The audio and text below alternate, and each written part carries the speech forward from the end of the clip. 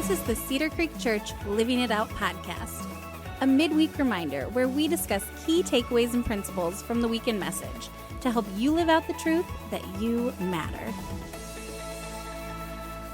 Welcome to the Living It Out podcast. My name is Kelly Pagel, and with me today, I have Haiti Eckel. Welcome, Haiti. Thank you. It's the first time you've been on the podcast It with is. me. Yeah, it's good to have you. And, I'd love for you to share a little bit about what you do here at Cedar Creek with our listeners. Hi, everyone. It is my first time here. And I am on the central staff of project manager of campuses. And I also serve on the weekend on the worship team as well. So those are the two roles that I usually am here. Yeah, we get to see you in a couple different places. Yes. Yeah, and you were actually leading worship at Perrysburg last week. So that was really fun. I always enjoy seeing you there. So. I enjoy being there. And so last weekend we kicked off our new series, Irresistibly Free. And so I got to ask, it's kind of this summertime vibe that's going on with the series. And are you a summertime fan? So that's a great question. I actually grew up somewhere where summer was all the time. So I'm from Honduras in Central America, and I'm from a tropical on the coast. So it was... Well, this week is going to be like, that's what it was all the time. So summer is actually not my favorite. Okay. What I do love, though, about this, because I think you want what you don't have, right? So I love fall and spring. But one of the things that I do love about summer, especially coming out of the cold, the first few weeks of being able to be outside. Just that. So I took that for granted. Again, living in Honduras, and just, you take that for granted. Yeah. I never... experience the fact that you can be inside and have to be inside because it's so cold. So cold. Or there's a snowstorm or something. Cold. So I think that my favorite part, even though it's not my favorite season of the year, is just being outside and how long the days are. Again, where I lived and grew up, very close to the equator. Okay. So our days are pretty much the same all year long. Oh, wow. So the whole the light is out until 9 p.m. That's tricks my brain every time. Yeah, I never thought about that. Yeah, so for me, it always, back home in Honduras, it always goes dark at 5, 6 p.m.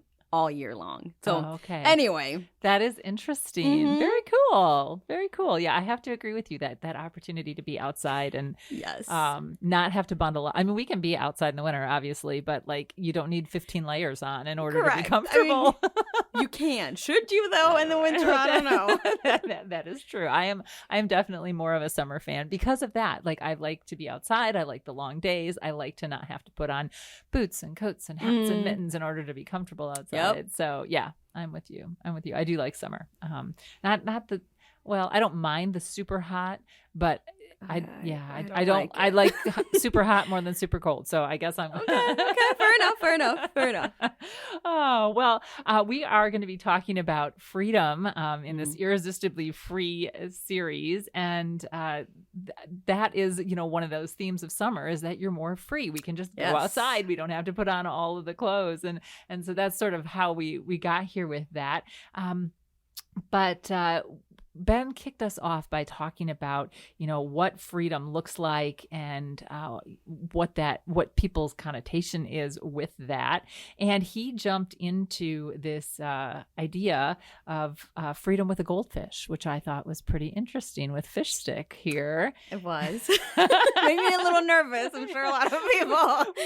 Yes. But yes, the metaphor was on point. Yeah, absolutely. And so he had this concept of, with Fish Stick in a bowl, being trapped. But as he explained it, there was this other side of chaos. And so what were your thoughts on that as we go between the concept of the trapped and the chaos and kind of that freedom in the middle?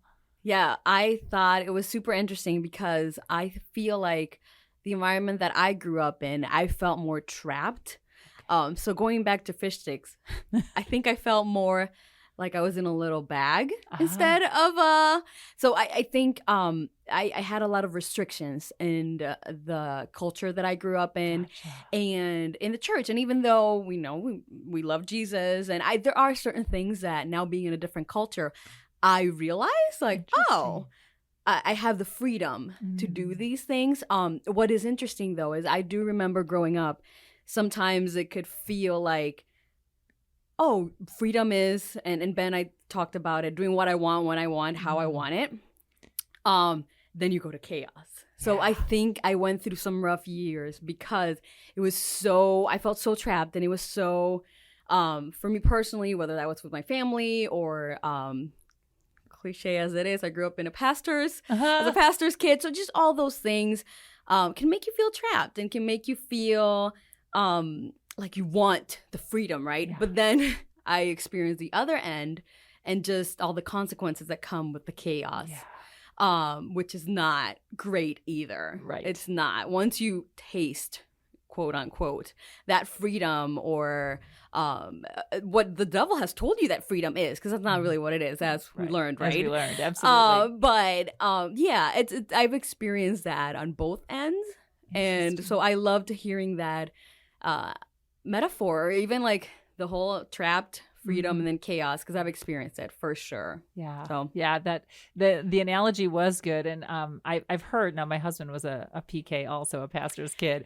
And then you are kind of, and I don't mean the pun, well, maybe I do mean the pun, but like living in a fishbowl, right? You're right. Yeah. And I mean, obviously there are great things with that. Absolutely. And God gives you great opportunities as well. But I always served on the worship team as well. With that, it's just you feel trapped in other ways because there is certain public eye things and that come with it. And again, the devil wants to destroy, right? So all of those things that could be good can be turned into just feeling trapped. Yeah. And you know, you mentioned that we as people in general define it as doing freedom as what I want to do, when I want to do it, how I want to do it. You know, that's what we think our best life is. And Ben's bottom line was that trusting what God intended, how he intended it, and when he intended it. So that's what freedom really is trusting God through all of those things. And a key verse that he brought up was from John 8. He spoke a lot from John 8, but verses 31 and 32 said, Jesus said to the people who believed in him, "You are truly my disciples if you remain faithful to my teachings. And you will know the truth, and the truth will set you free." So as you listen to those words, Haiti, what stands out to you? Oh man, there's so much in there. And I love that Ben unpacked that during our message. The last part, I think, and you will know the truth, and the truth will set you free. I think that's where it's hard for us as humans, and I've been there, and I'm sure a lot of people can relate to just freedom and truth sometimes don't feel like go hand in hand, and freedom and truth can feel almost opposing sometimes, right? Because truth doesn't mean that it goes along with what we want or what we are craving in that moment. And a lot of it, unfortunately, goes along with our sinful nature and what we want to, not to get too churchy, but it is like our sinful beings that want to control. And the truth tells us, oh, you should not lie, though. Like, for example, that's one example. We want to lie. We want to avoid things, whatever the reason is. I'm sure we've all been there. But the truth, it says, and I didn't even think of that. But to tell the truth is what we're told to do in the Bible, right? Yeah. So I think and that will set us free. Yeah. That will definitely set us free. So I loved that reminder that one of the other things that I loved, and he spoke about right after this verse, is that when we, the truth will never be hidden. Yes. So I thought that was so interesting because it's nothing hidden between heaven and earth, right? Right. It will come out. So just a reminder of living in that truth, of remaining in his teachings, right? Which in the end, his teachings are the truth. So I love that reminder. That is a great reminder. And you're right. Yeah, I think Ben worded it something like that the truth is captive to no one. And that was such a good point. Like, it will come out, just like the cake on the face came out with the kid in the picture that he used. That definitely... It's it doesn't seem easier in the moment, but living in that truth is going to provide more freedom ultimately. For sure. Good point. True freedom, I True guess. freedom, exactly. Not what we think freedom is. Right, exactly. And, one of the other things that Ben mentioned in the message was the importance of establishing that current reality of who we are in Christ. And that, I think, lays such a significant foundation in how we approach all of this. And it's kind of mentioned there in John 8:36, not kind of, it is. So if the Son sets you free, you are truly free. And then there are some other verses that he shared as well. And there was a number of them that he shared, but did any of those stand out to you as ones that really spoke to you? I loved Galatians 4:7. It says, "Now you are no longer a slave, but God's own child. And since you are his child, God has made you his heir." I mean, what power. I know this weekend we got the opportunity, if you were at one of our campuses or watching online, we sang No Longer Slaves and Death Was Arrested. Those are a couple of songs that just talk about that freedom. Yeah. And man, we can be slaves to so many things that I love that reminder. Because of course we can think of slavery, and unfortunately there is slavery in our current world. Unfortunately. But a lot of us, especially here in our community, probably don't experience like actual shackles. Right. But I love the reminder, because so many times I find myself captive to whether that is my anxious thoughts or, which comes back to, okay, I gotta remain in what God has said and trust him in the end of the bottom line, right? I'm not gonna butcher it, so I'm going back. The bottom line of believing what God intended, how he intended it, and when he intended it. Yeah. But sometimes, again, it can go against what feels good for us, or what we're being a slave to. Yeah. Which can control our lives. And it doesn't matter if you've been a Christian for 2 weeks, or I grew up in the church, and I still find myself, so none of us are exempt. I mean, again, the devil wants to attack us and wants to, if he can't have us anymore, because I believe, when I die, I'll go to be with our Father. He wants to make sure we're destroyed then in this world, right? Yeah. And that can happen whether you're a Christian, a pastor. I mean, so many positions that we hold as like, oh, you should you be must better. Be beyond you this. Must Yeah. No. No. Right. So I love that reminder, because true freedom, just experiencing true freedom, who doesn't like that, right? From what we were talking about in the summer, and then the heavy stuff, all the heavy stuff that all of us go through, and loved ones, and Yeah, absolutely. So I thought that was really powerful to consider our current reality and who we are in Christ, and let that really form the foundation of that, and that power us through some of the thoughts that we can get caught up with and get entangled with. For sure. So, yeah. And I liked 2 Corinthians 5:17. That's a favorite verse of mine. This means that anyone who belongs to Christ has become a new person. The old life is gone, a new life has begun. I can't help but think of caterpillars and butterflies with that particular verse, and just that transformation, and reminding myself, it's a reminder for myself of what God has done in me, that it wasn't something I did myself, but what Christ did in me and for me through his death and resurrection on the cross. So for sure. I love it's a reminder of what Paul, I'm sorry. I know, and like you said, right? We should know certain things, even though we've grown up in church. That in our weaknesses, God is glorified. Yeah. Oh, for real. Because it's like you're saying, the supernatural aspect of it's Christ that makes me a new person. It's not because I'm a better person than you or anyone. Exactly. It's just the fact that, God gives us that new life. God gives us, it's the Holy Spirit living in us that helps us just have that fruit of the Spirit, right? Yep. Be joyful, be patient, and all those things that just don't come natural. Right. At least not for me. No, and not for any of us, and truly that is God working in us. It is. And so that's such a great reminder, and it just helps to kind of grab that thought of, it's not what we do, but what Christ does in us. And Thank So God, thank you. right? Yes. I'm glad it's not up to me. There's hope. So such a good reminder. Thank you. Because it is our tendency to want to do life our own way and to Yep. find freedom our own way and not trust in God. That can be the temptation there. And obviously, the enemy wants to have us draw in that direction. For sure. And instead, we should be moving towards trusting God. And so at the very end, Ben talked about this idea of the gospel being the way of life. And I thought that was pretty interesting that he said, that's where we see our sin and name it, where we bring it to the cross, and then where we trust God with the what and the when and the how that he intended. And I thought, wow, that's really great. And if you haven't seen the message, I do encourage you to go back and watch, because he gave some examples of what that looks like. Yep. To let go of those things. So as you think about that whole concept of the gospel of the way of life, what are some next steps that you could share with our listeners for living this whole concept out?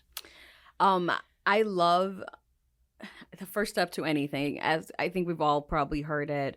First step to solving any issue is identifying the issue, right? Yeah. So see it and naming it. I think a great way, and I've experienced it myself, is through groups. I know we just started our group semester. Sharing with people. There's such power in naming it, and not only naming it, but sharing it with other people and confessing it. Like the Bible talks about confessing our sins, and that does bring freedom. It does. Like it's literally in the Bible. It says you will be free. Yeah. And we can, even things that seem hopeless. So groups is a great way to make those connections and find a group of a safe space. Yeah. Because it's hard sometimes to find people that you trust, but I've experienced that. So if you haven't checked that out, you can check out our groups directory. I think we're still open, correct? Yep, we are still open, cedarcreek.tv/groups. If you haven't joined a group, it's a great time to do it. It's 6 weeks. You can get in, and if you're like, well, but that wasn't quite the right group for me, it's a very easy on and off ramp. It's a great way to just test the waters. But I know that groups have been a huge blessing in my life too. And sometimes when you start, you're like, I don't know about this, but then you get going and you're like, these, in my case personally, it was like, these are a really amazing group of women. Yeah, I want to keep meeting with them. So right, for sure. I know another thing that we have going on right now is our summer text campaign. Yep. I know I've gotten a couple of reminders of, go enjoy nature. And even though it's obvious, and I feel like I was telling a friend, I'm an Ohioan now, because it's hot. I've never talked about the weather so much in my entire life. No, seriously, never. And I thought people, such a beautiful day. Yes, it is such a beautiful day. But I get caught up. And so those little reminders can help us just grow closer to God. And again, if that's prayer, it helps you trust God. And it makes, that last part easier, the whole trust God with what, when, and how he intends it. Yeah. I think the more we acknowledge his power, which God could have made, speaking of nature, I've been enjoying nature a lot. Again, true Ohioan, enjoying, is that a thing, Ohioan? Yeah. Okay, there you go.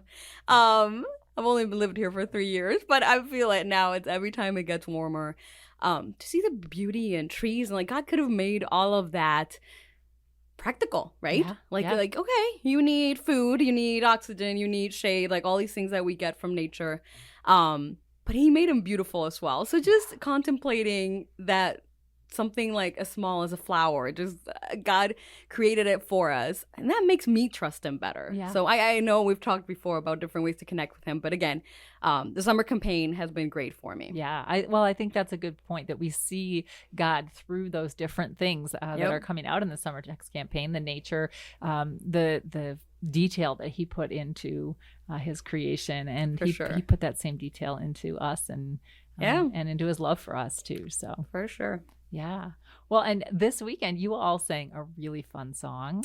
Yes. It was great. So again, if you haven't heard it, it's I think it's called Jailbreak, I'm Going Free. And it was one of those super fun, upbeat, put the top down, crank the, roll the windows down, crank the stereo up type thing in your car. But that was a really fun song. It has great lyrics. It really has great lyrics. If I'm being honest, it grew on me. I wasn't a huge fan at first. Okay. But I honestly, the more we sang it, it's so powerful. Yeah. It's so powerful. And it's just, like you said, it is a fun song. So Yeah, I'm a fan now. All right. Yeah. And I think we're going to go ahead and try and put a link to that in the show notes. So if you haven't heard it, that would be another place to grab it so that you can listen and sing and worship in that whole space.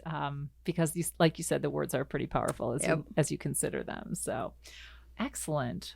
Well, Haiti, thank you so much for being here. Thanks for having me. Yeah, it was a lot of fun. And you had some great insights on this whole concept of living free in Christ and that freedom that he truly offers that we can't accomplish on our own. For sure. No, thank you for having me. Yeah, absolutely. It's fun to talk about things, right? It is. It is. It really is great to unpack that and just get some insight from other people and what impacted them in that whole process. So for sure. I appreciate your time. And listeners, thank you for making us part of your day. I hope that you've been inspired and encouraged and you have a better idea of the freedom that Christ offers. I hope you continue with us through this series. And I pray that this time has reminded you that you matter and that it helps you live it out through the rest of the week.